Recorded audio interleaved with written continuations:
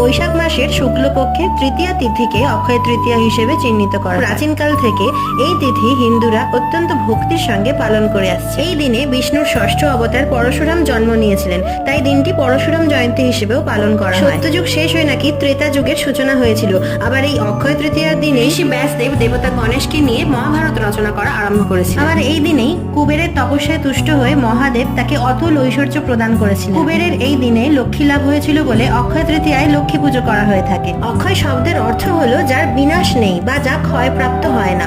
বৈদিক মতানুসারে এই পবিত্র তিথিতে কোনো শুভকর্ম সম্পন্ন হলে তা অনন্তকাল অক্ষয় হয়ে থাকে। এই তিথিতেই পাণ্ডবদের বনবাসের সময় ভগবান শ্রীকৃষ্ণ দ্রৌপদীকে অক্ষয় পাত্র দান করে বলেছিলেন, এই পাত্রের খাবার কখনো শেষ হবে না। যুধিষ্ঠির একবার ভগবান শ্রীকৃষ্ণের কাছে অক্ষয় তৃতীয়ার তাৎপর্য জানতে চাইলে শ্রীকৃষ্ণ জানান, এই শুভ তিথিতে যে ব্যক্তি স্নান করে, জপ করে, তপস্যা করে এবং দান করে সে অক্ষয় পুণ্যের ফল লাভ করে।